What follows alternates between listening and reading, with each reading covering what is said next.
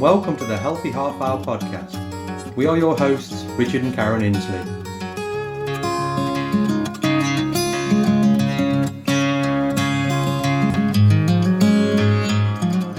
The Healthy Half Hour podcast is your resource for all things healthy, and we will be discussing how to make nutrition, fitness and lifestyle choices work for you.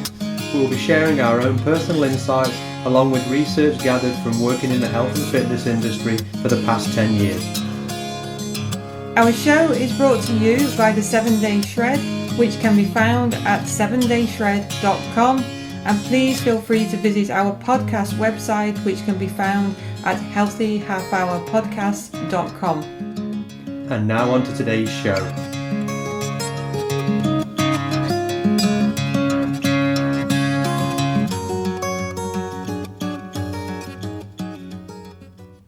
So, and you hate it when I start a conversation with "so," don't you? No, hate's the wrong word. That's a little strong. Yeah.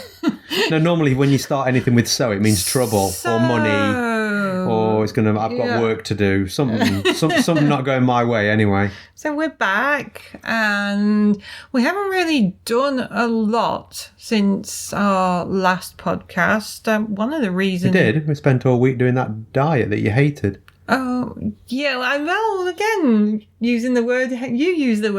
No, you were miserable. You said on Tuesday, this just sucks, I can't believe it, blah, blah, blah, blah, blah, which I did say ahead of time. It sucked, and just kind of get used to it and put up with it, and you did, and it had its little... Yeah, so the diet that we're talking about is the protocol that you've got on your website, the protein-sparing modified fast, and... it's kind of a way to emulate fasting, but you're actually eating, but you're eating low calories. So do you want to just give everybody a recap on a quick synopsis over the whole thing? Yeah, so you basically cut your fuels right down, which is fat and carbohydrates, and you eat a high protein diet. So it's called protein sparing because you're trying to spare any muscle loss by eating a high protein diet. So protein ends up around 75% of your diet, fat ends up at 10%, and carbs end up at 15%. So again, it's very low fuel. It's only 800 calories. For me. So yes, I did 9 for me. But most of the time it's around 800. It's just a short, sharp shock to get in there. Again, it's a good one for kicking you off a plateau.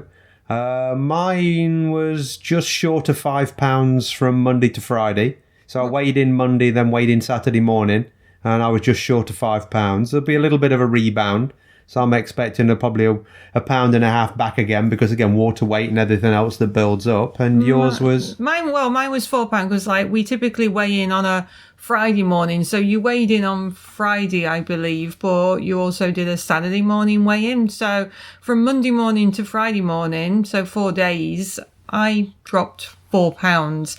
And like you said, there's going to be some rebound. But one of the things that I think that we mentioned in the previous podcast was that obviously we always promote when we're chatting to clients, when we're talking on here, whole foods. And so I don't really restrict anything from my diet. I just eat whole foods. So whether it's starchy vegetables, low carb vegetables, healthy fats, proteins, but I actually did say that I was expecting this to be challenging for me because I typically don't eat a lot of protein. And the one thing I struggled with was the fact that I didn't reach my protein intake at all on those 4 days. If I was I think we calculated, 150 grams I was supposed to have every day, and I barely got over 100. Which is high for you, because from your body weight, you should be about 125. Mm-hmm. So it was shooting a little bit for the stars with your body weight. Mine was about bang on for my body weight at a gram per pound. And one thing that you kept struggling with all the time is you kept going right over the fat. And it's really, really, especially when I've been on a higher fat protocols for so long, it's tough to eat very low fat. And the 10 grams of fat that you had, if you have an egg it screws it up pretty much for the day. You're on catch up for the rest of the day trying to get there. And my first couple of days, and you have to weigh everything. So like on your last meal of the day, I mean, I'd got say 400 calories left, and so I weighed out, I can't remember, it was 3 cups of wax beans, and then however many grams of chicken I was allowed to get up to my limit. And it really, even though I've done this is probably the 4th or 5th time I've done this, it's always an eye-opener on portion size, because you look at actually what you're eating, and I mean, by Friday I was actually quite getting used to it, and it wasn't bothering me that much anymore. And that's why I did the weigh-in Saturday, because I pretty much kept going. My Friday supper was off plan, but I mean, the rest of the day was on the money. So it really can be an eye-opener for, again, how much extras you add into things, how much butter you tend to throw onto some potatoes, how much of other fats, sour cream, homemade mayo and stuff like that you just throw on and don't actually think of the caloric value of it. And it's easy to overreach with these things, and that's what I found with the diet. Yes, it's a pain. Only do it for 5 days because it's tough to, and I explain in the ebook, I did it for 12 days and experimented with weight and one thing and another. And I think we went over a bit of this in the last podcast, but again, just want to kind of reiterate a few of the points. And we did it Monday to Thursday, and Thursday and Friday of last week. I'm actually a school. I did it Monday to Friday. Well, till Friday night. Yeah. And I'm a school board trustee, and I was at a conference on Thursday and Friday, and it was all day. So I was thinking, well, this is going to be a challenge, because obviously at the conference on Thursday, I'm not going to be able to weigh and measure any of my food. So on Wednesday, I just phoned the Delta Hotel up and said, I don't have any allergies, but I just need to know what it is that we're actually going to be having for our breakfast, lunch meals. And so I basically worked around it. Actually, I did take my own breakfast with me in the truck. So I had on day one. Yeah, no, on the conference. Yeah, on day one. Oh yeah, Thursday. Day one of the conference. Friday, Sorry. You're sending me pictures of plate full and eggs and bacon and other stuff. Well, yeah, because I planned to do it for 4 days, but that was the killer, because I said to them, "What are you having? What are you providing to us for food?" And normally, if any of you've been to a conference in a hotel, breakfast is usually bagels croissants, and garbage. Yeah, like muffins and whatever. And the woman's saying, "Well, we have sausage and bacon and scrambled eggs," and I'm like, oh my goodness, really? I'm just I can't wait till Friday, because I'm going to be obviously able to indulge in some of that. So, and the lunchtime was a salad with a dressing. I had minimal dressing on the lettuce and leaves and other things that were on the plate. I didn't have any bread, and the lunch meal was lean pork with some vegetables, and I just didn't eat the potatoes. So, and then when I came home Thursday night, I can't remember what, I think what did you cook? It was something with wax yellow beans. No, we had asparagus. Are we? Asparagus and chicken thighs. Okay. Because we basically took the skin off the chicken thighs, and you had to sit and look at it because you couldn't have that because it was going to ruin your lunch. It was going to ruin your fat. And I mean, chicken thighs themselves, because it's the dark meat, again, just messes your fat up really. I mean, you've really got to eat chicken breast or white fish or something like that. Again, otherwise it just throws the numbers right off. But like I say, it's just for a short period of time. Yes, it worked its magic. I'm probably going to do a lower calorie, because I'm going to be messing around, like I said last week, with my blood work numbers at the minute. So I'm probably going to do just up the carbs, keep the protein up, keep the low fat this week. And I'm just going to tinker with a few things and see if the scale drops again. And I'm going to do not a high fat, but a higher fat this week. But I'm going to do a bit of an extended fast as well, sort of maybe 36, 48 hours, something like that. It depends. But the one thing that I did notice that dropping the calories that low. I mean, we went out this morning cross-country skiing. And 2/3 of the way round, I stopped and I was bagged totally, just not taking on as much fuel this last week and just so tired. So, full of beans. So today's podcast is actually going to be... Yes, that wasn't it. This is the podcast that wasn't it. We waffling on. Yeah, we just wanted to Most people are switched off by now. Yeah, I heard all this last week. We just wanted to give you the results of it. But we're actually right now, and it doesn't really matter where in the world that you're going to be listening to this. And if you're listening to this in 6 months' time, then you go oh yeah, I remember that. But obviously we've got the coronavirus outbreaks right now. So COVID-19, and it's obviously prevalent in the news, and it's on everybody's topic of conversation and social media threads. So we were going to cover immune system health, but it seemed really poignant to tie it all together. Yeah. And basically it just seemed pretty relevant, considering that when your immune system's not healthy, then you are more prevalent to picking up colds, flus, bugs. And so right now, with the COVID-19 coronavirus being in the news, that we actually do focus on immune system health. So, And I mean, our local authorities are shutting everything down for 3 weeks and going to kind of see what happens. And I mean, we haven't got many cases where we are.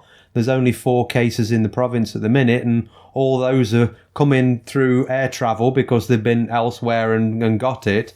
So, again, the least they can do that. So, again, things are shut down. My work is basically tailing off, well, not tailing off, but slowing down quite a bit because, again, I meet people in gyms and stuff, and the gym spaces are slowing down, should I say. So we're just going to have to kind of batten the hatches down a little bit and go with the flow and see what kind of happens. But if you look at, again, websites and things, and if you go to kind of the more prestigious websites like Harvard or so similar, they do lists of, again, healthy immune system, what you need to kind of do to keep a healthy immune system. And a healthy immune system is one that's not under stress all the time. So one that's not being bombarded by different things and keeping it on its toes. I mean, we've all got an immune system, and again, they should all function pretty well. As we get older, immune systems do slow down, which is something to consider, which is why older people are always prevalent to these sorts of diseases.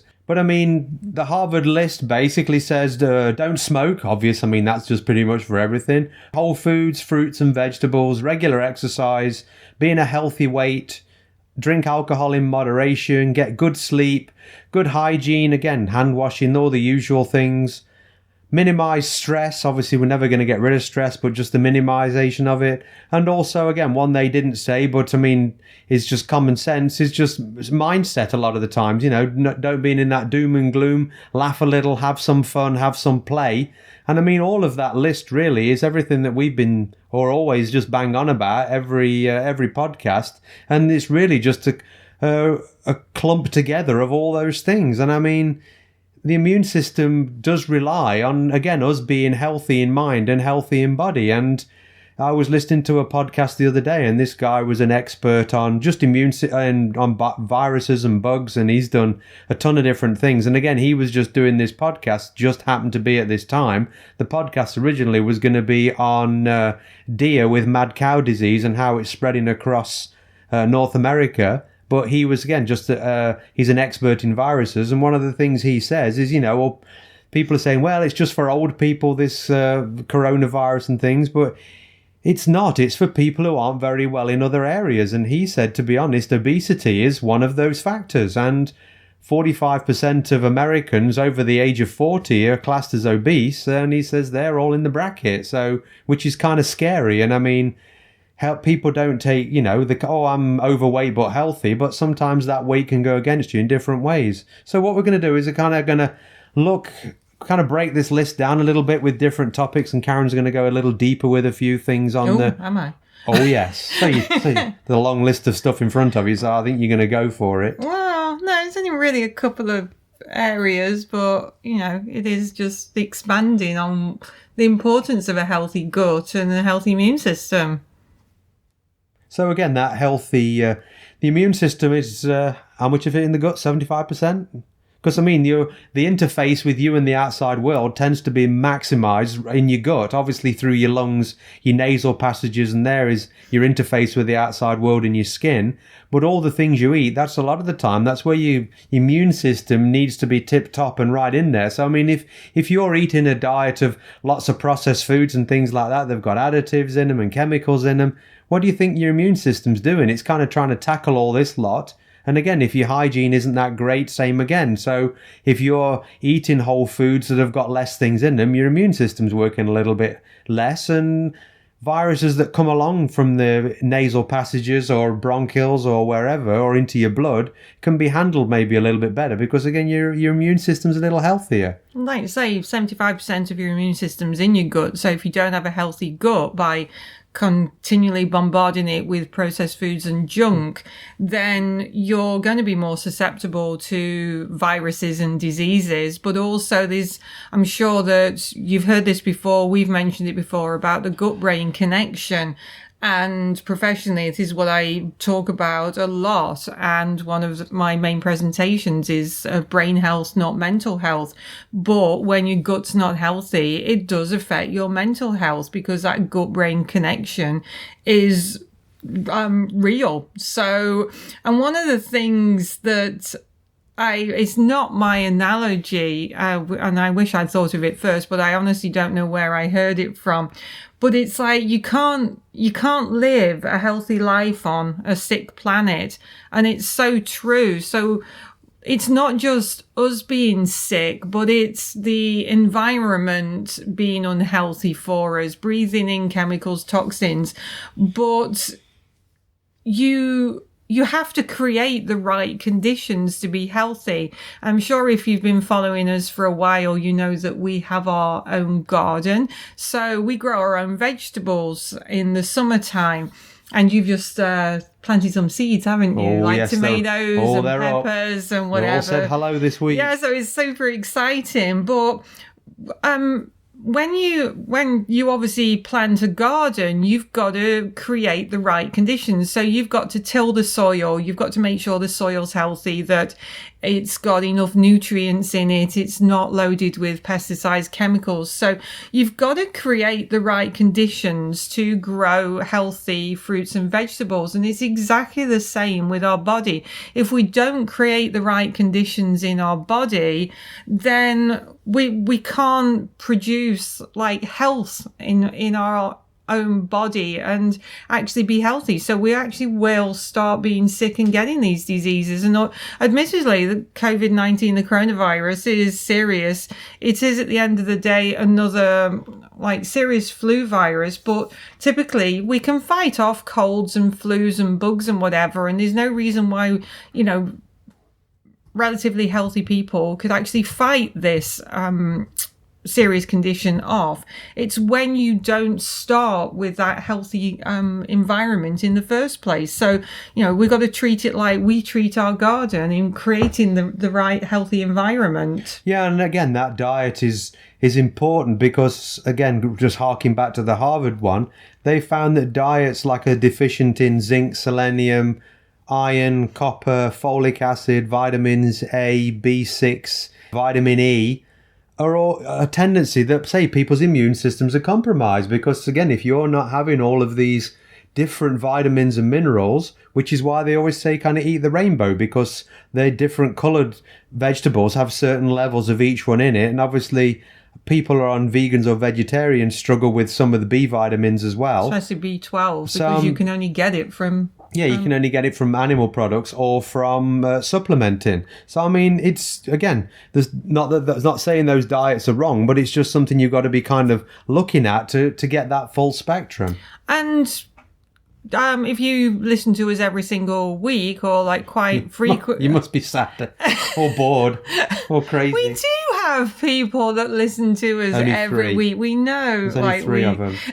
And you'll know that we went a few weeks ago for our blood work. And one of the things when your blood work comes back, it'll say, whether you're deficient in certain like nutrients, vitamins, minerals, and then it'll have like obviously, some of the the tests and results will come back as normal. But normal's a setting on a washing machine, not on your lab work. I mean, when it says normal, like, well, what does that actually... What do you know about our washing machine? Well, actually, I know very little about our washing machine because I don't use it. But apparently it does say normal on it. Okay. Yeah, I have read the front of like the machine. You've been leaning on it one day. Yeah, I was. Yeah, I was like leaning like... I was like... emptying cat litter because it's in the same room. but you saying about, you know, being certain nutrients deficient and you need certain nutrients for an optimal immune system. But if you're only looking at, like, say, your blood work and it says, like, oh, you're deficient in this, you're deficient in that, it's not necessarily like that means, oh, if you're deficient in selenium or vitamin D or something, that you've just got to go and top them up, because there's a lot of nutrients and vitamins and minerals that rely on other ones. So it's not looking at your blood work and just going, oh, well, I'm deficient in selenium, so I'll just take more. I've got, like, low magnesium, so I'll just take more. Magnesium, potassium are the yin and the yang to each other. So it might not be that you just have to bump up your magnesium levels. You might have to look at, like, well, look at the yin and the yangs and, like, look at the ones that complement each other. And it could be that you're got too much or too little of another one that's compromising some of the nutrients and vitamins and minerals in your body. So it's just something to consider. Oh, for sure. And again, being just adding certain things back into your diet. I mean, like garlic, ginger, again, citrus, like lemons, limes, things like for the vitamin C, turmeric, green tea, and believe it or not, I mean, the old adage of the chicken soup, guess what? Chicken soup's high in vitamin B6. So, I mean, those things, again, can help just, again, bolster that immune system. Not going to say you eat those and you're going to have the best immune system on the planet, but everything goes in the right direction. And again, they're whole foods. And I'm glad you mentioned chicken soup, because, like, your grandma said, like, you know, if you had a cold or a flu, like, chicken soup will, like, fix it. And to be honest, it's not actually untrue, but it's not a case of, like, going out and just buying a can of Campbell's chicken soup.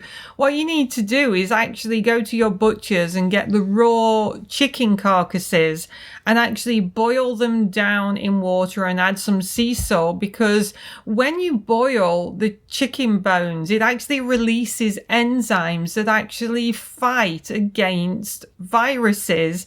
And that's why your grandma told you to have chicken soup, because, like, in our grandma's day, they used to make chicken soup from scratch. So so it's not boiling down the cooked, like if you've had a roast chicken, you can't boil down the roasted chicken bones. You've got to go and get the raw chicken carcasses, because it's when you boil those down, it's those enzymes that are released that actually help against the viruses in your immune system. But there is something Grandma said that was wrong.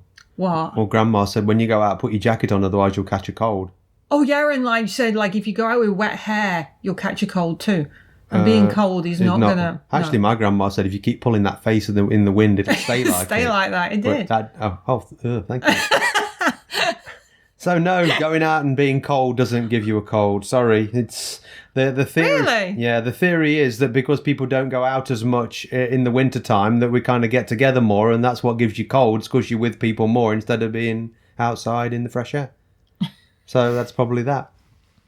And going back to that, having a healthy gut, and like I said about lab work results and something not looking right, and you thinking, oh, I've just got to ingest like more of this particular nutrient or vitamin. But one of the things with regard to gut health, and that 75% of our immune system is actually in our gut, is actually considering issues such as thyroid health as well, because most of the conversion of T4 to T3 actually happens peripherally. So what that means, it doesn't actually happen in the thyroid gland, but it actually happens in the gut. And so if you've got an unhealthy gut, it means you're going to have poor T4 to T3 conversion.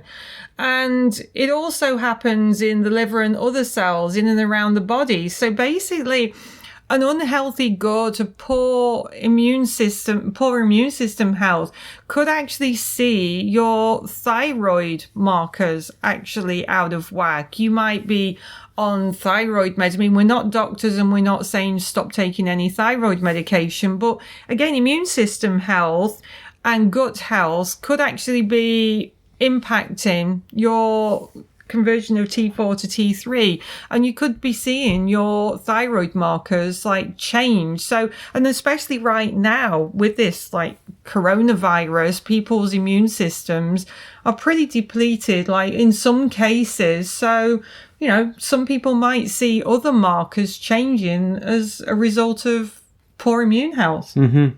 And I'm glad that you listed off a few of the things that were necessary for ideal immune system health as well, because zinc and selenium were a couple of the ones that you mentioned. And ironically, you need zinc and selenium to actually convert T4 to T3. So again, it's just something to consider that the body is a really, really complex thing. And it's not just a case of, oh, this is deficient and I'm seeing these changes in my blood work. There's so many like connections and so many things that contribute. And again, just going back to this list, I mean, a friend of ours from Toronto way, she put a picture on social media about the empty shelves, and she said all the processed food shelves are all empty. She walked through the grocery department, and aside from potatoes, all the racks are full. I mean, the fresh vegetables and stuff, there's tons of them in there. Nobody's buying it. And guess what you need? The fresh vegetables. And I mean, you can freeze some of it. So I mean, let all the other lemons go and eat all the Campbell's soup or whatever, and then we can take all the rest of the fresh stuff and stay nice and healthy. So I mean, really, the overarching thing with this, again, the immune system health is, like I've said at the start, don't smoke or cut right back if you can. Whole foods, keep exercising, get to a healthy weight, drink in moderation, good sleep, good hygiene, and again, minimize stress, have a laugh, and don't think yourself into being sick. So, hope that helps. Stay safe, everybody, and we'll talk to you next time. That's all we have time for right now, but we do hope that you join us for our next show. And if you want to contribute to an upcoming show by suggesting a topic that you would like us to discuss in more detail, then hop over to our website, healthyhalfhourpodcast.com, subscribe to our podcast and submit your suggestions. The Healthy Half Hour Podcast was brought to you by the 7 Day Shred, and don't forget to share our details with your friends and review our show. Until next time, thanks for listening.